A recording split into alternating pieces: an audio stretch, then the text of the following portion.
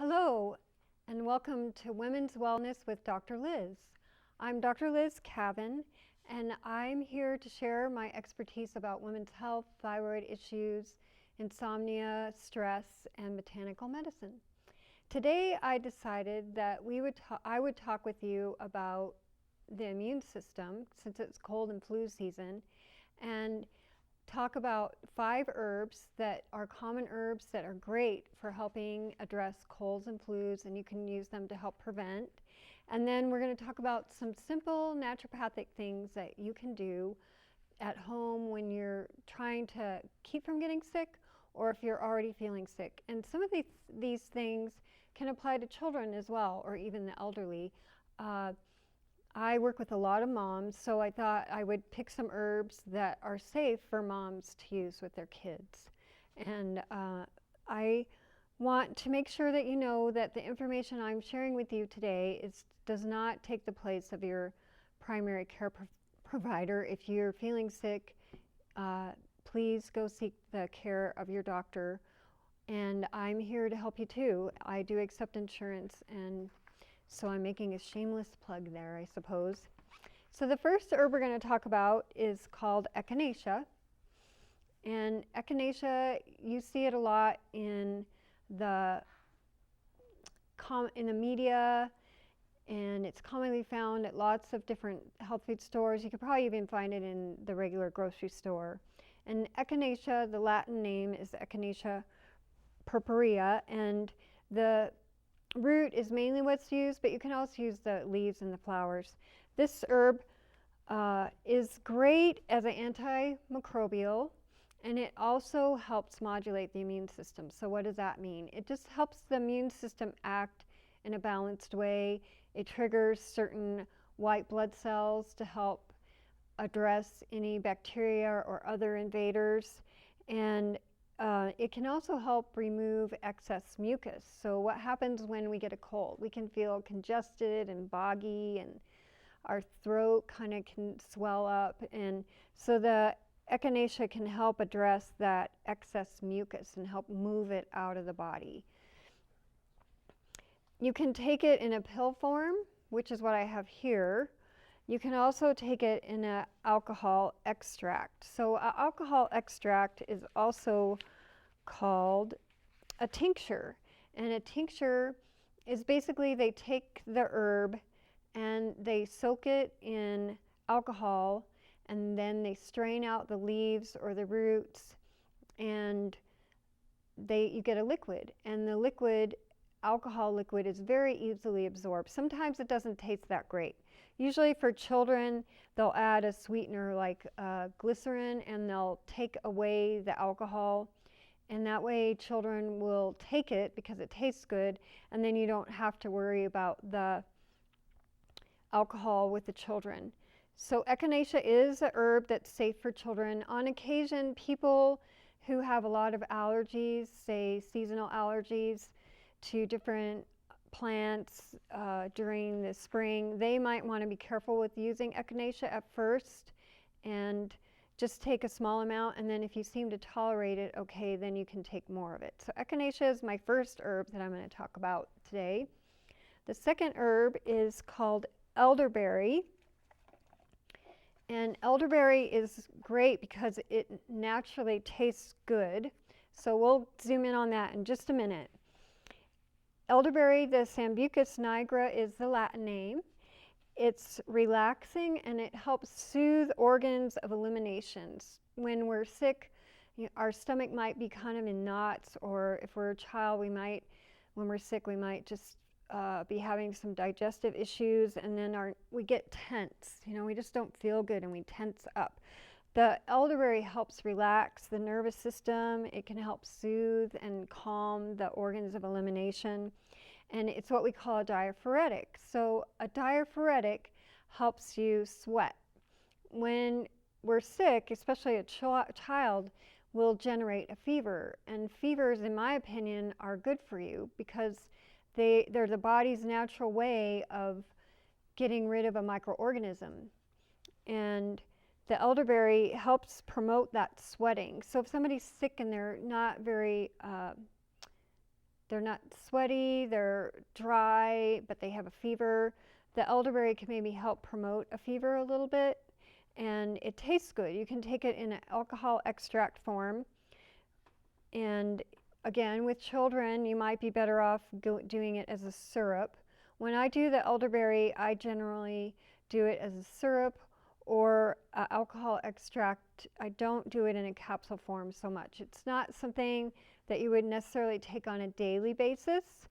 Most of these things I'm talking about today are for acute illnesses. And again, like I said, you want to seek the health of your primary care provider. But the elderberry tastes good on its own. It's an antiviral, it's an antimicrobial, and it has wonderful properties for addressing colds and flu symptoms. The next one I'm going to talk about is turmeric. Turmeric's been in the media a lot.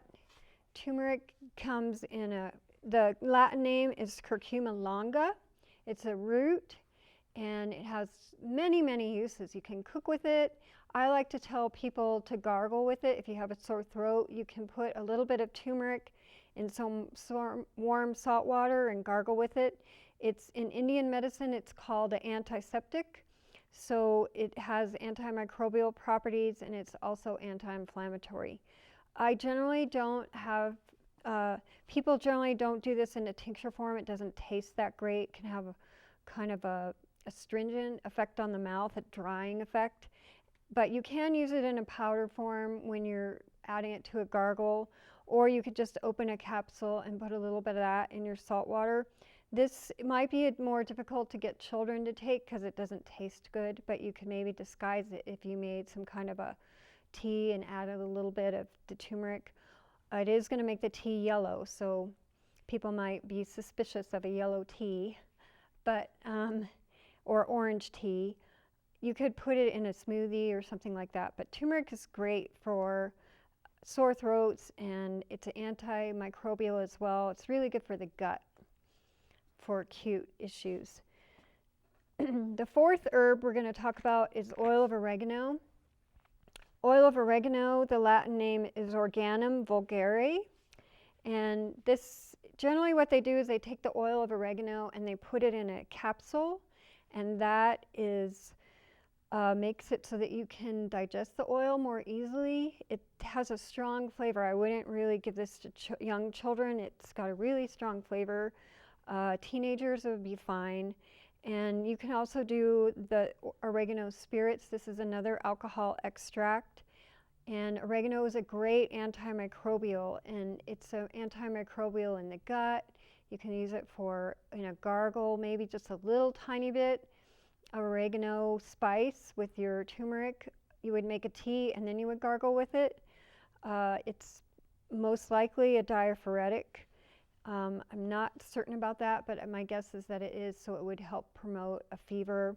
Again, in my opinion, fevers aren't bad. It's when they get too high that there are problems. So you don't want a fever to go above 104. And keeping somebody hydrated when they have a fever is a really good idea, because that can help prevent a seizure. That's the biggest fear with a fever, is to have a febrile seizure, and keeping the person really well hydrated will help prevent that. So the oregano is really great antimicrobial. This, again, it can be used for colds and flus. It can also be used for digestive issues. And the last herb I'm going to talk about is golden seal.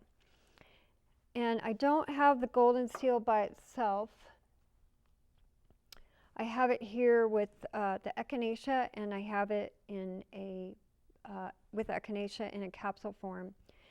The Latin name for golden seal is Hydrastis canadensis, and this is a really strong herb. It helps soothe the boggy mucous membrane. So we talked about how echinacea here helps dry up the membrane. So golden seal is even better than that, better than echinacea at doing that. It's really great for sinus issues where you're having just a lot of runniness through the nose and just feels really swollen. The golden seal will help tighten that all up because it's an astringent. And it can do that in the gut as well. The thing I don't like about golden seal is people will take it long term, and it's really not an herb that you want to use long term. You want to take it short term because that astringent property, that property of drying up mucous membranes, can become too much over time. So I don't like to have people use it for more than a couple weeks at a time because it can just be too drying, too strong. And the other thing about golden seal is it's been over harvested in the United States. We have to grow it. We use the root. It takes a while to grow. I would recommend that people consider using Oregon grape root instead of golden seal. But golden seal is great, especially for sinus conditions. And oftentimes you'll see it combined with echinacea to use in acute situation for a cold or a flu. So those are the herbs I wanted to talk about today with you. And now what I'm going to do, I'm going to gather up these herbal products and I'm going to move them over here because I want to make room for some naturopathic care that we're going to do. And I don't want these items in my way. So one of the things that you can do with the naturopathic care to help your body stay healthy on a daily basis is dry skin brushing. So this is a brush that is made for using on the skin, and it's got a really nice soft bristle. It's not too hard. And what you want to do is do the skin brushing before you take a shower. And it's going to help slough off all that dry skin and get your circulation flowing. And it also helps stimulate the lymph. So what is the lymph? The lymph is tissue that helps take away, it's the area where the white blood cells, the immune cells hang out and where they do their job. Like when you get sick, you'll get swollen lymph nodes. They feel like little peas, maybe here along your throat. And that's the white blood cells doing their job in the lymph. And in order to get the lymph flowing, we need to do exercise because it doesn't have a heart to pump it. Like the blood has a heart that pumps that fluid and the lymph doesn't. So that's one of the reasons why we need to exercise. But you can also use a dry skin brush. So you want to brush vigorously on your arms and on your legs and then on your torso. You want to brush towards your abdomen, and that way the extra lymph tissue can be dealt with more easily by your organs of elimination. And you can do this every day. If you're doing it on an elderly person, be careful because their skin can be a little bit fragile. Another thing that you can do, and this is something that you do more if you have an acute condition, is what we call the wet sock treatment. So it sounds kind of crazy, but I tell you it can really work. So you want to do it at the very beginning of when somebody's getting sick. And I have a pair of cotton socks here. This is a great thing to do with children. So you want to have the person who's not feeling well take a hot bath or a hot shower. And then you take your cotton socks.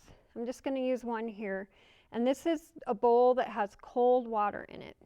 So I'm going to take the sock and put it in the cold water. I know this sounds really fun.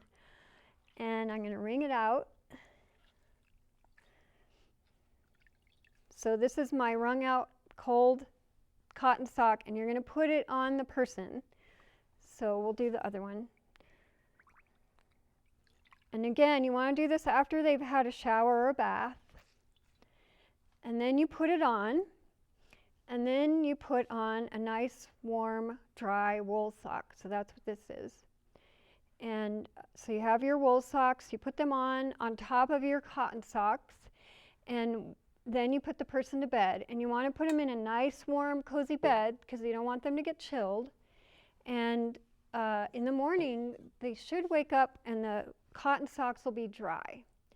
And so with little kids, you can call it the wet sock treatment. And what that does is that wet cold stimulates the lymph, it stimulates the circulation, it's on the feet, and a lot of energy is on the feet. And so it has this ability to stimulate the immune system. And if you catch somebody right when they're feeling sick, like children, a lot of times when they're feeling sick, they get glossy-eyed or they get a little grumpy. They're just not themselves. And that's when you want to do the wet sock treatment. So if you're an adult, you want to catch it right when you're just like, whoa, I just don't think I feel that good. Like my throat's bothering me a little bit. That would be the time to do the wet sock treatment. And now adults don't, little kids, their energy is really strong, and it's what I call a strong vital force. They tend to get sick fast and get well fast, generally. And that's because they have a strong vital force. Adults, because we've had a lot more experiences in our day-to-day life, our vital force isn't quite as strong, generally. And so you might not wake up with the socks dry. It really depends on the person. But I have a lot of friends who will do this treatment with their children, and they get great results with it, and the child can feel much better the next day. So the last thing I want to talk to you about is alternating hot and cold. And you can do this on a daily basis to help prevent illness.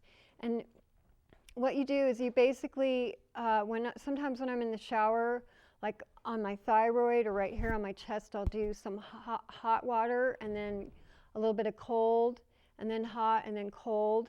And at first it's not that fun, but you kind of get used to it. And you only do like about 30 seconds hot and then 15 seconds cold.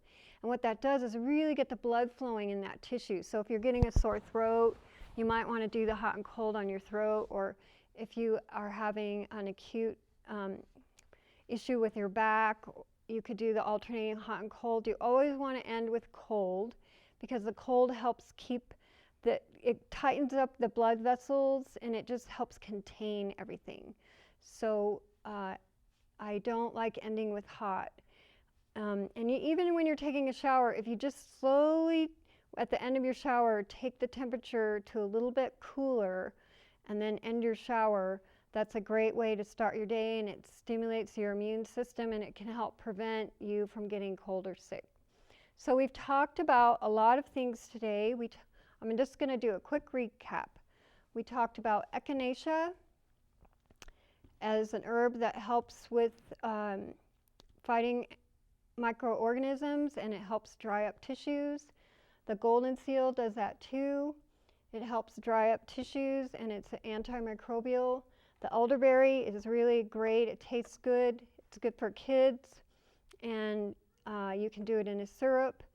And it's an antiviral, antimicrobial. It's calming to the nervous system. It can calm down somebody who's feeling sick. The oregano oil, let's see. I'm learning how to work with a camera here. The oregano is great antimicrobial that can be taken best in a gel cap form, and then your turmeric, which can be used as a gargle, or it can be used in a smoothie or in a capsule form, and it's an anti-inflammatory herb and an antiseptic herb. And then don't forget your naturopathic treatments, your wet sock treatment, your alternating hot and cold, and the skin brushing. The skin brushing and the alternating hot and cold can be done on a daily basis. And then I'm going to end with reminding you to drink lots of water, because our body really likes water to help us fight off colds and flus during the winter. And stay well. I have some classes coming up. Please go to my website to find out more. And I'd like for you to take note of my open house. I'm having an open house on January 27th from 4 to 7 p.m. and I would love to see you there. And I'd love to see you at one of my classes that's happening in town. So you can find out more about that at my website, or you can just call my office. And have a wonderful rest of your day.